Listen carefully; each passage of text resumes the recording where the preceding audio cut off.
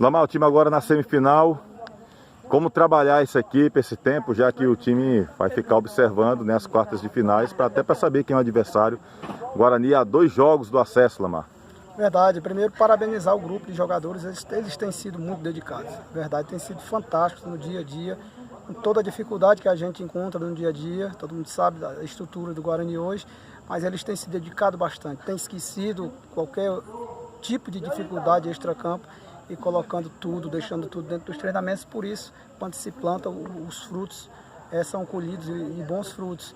Agora é baixar a poeira, colocar na cabeça dos jogadores que nós não ganhamos nada até agora e preparar. Nós temos tempo aí para preparar esse time para esses 2 jogos do possível acesso do Guarani. O grupo embalou, isso é a grande verdade, pegou confiança, né, entrosou no novo sistema de jogo. Agora a gente espera estudar, né, esses 2 adversários e quando a gente tiver realmente esse adversário, a gente montar a estratégia para ir para esse jogo. E fala um pouquinho sobre o Daxon, Lamar.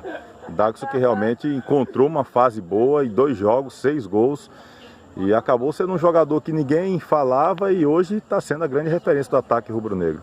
É um garoto espetacular. Ele tem se dedicado demais. Chegou no Guarani com muitas desconfianças, né, de que era um jogador que perdia muitos gols.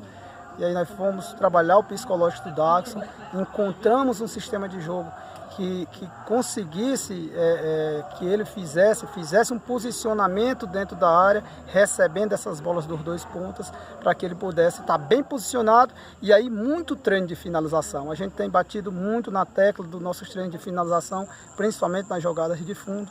O Daxon criou essa confiança, fez uma leitura correta das jogadas. E fazer 6 gols em 2 jogos não é para qualquer um. É um garoto que evoluiu bastante, mas tem muito ainda para dar. É isso que a gente tem trabalhado com ele. É um jogador para ter uma sequência grande na carreira.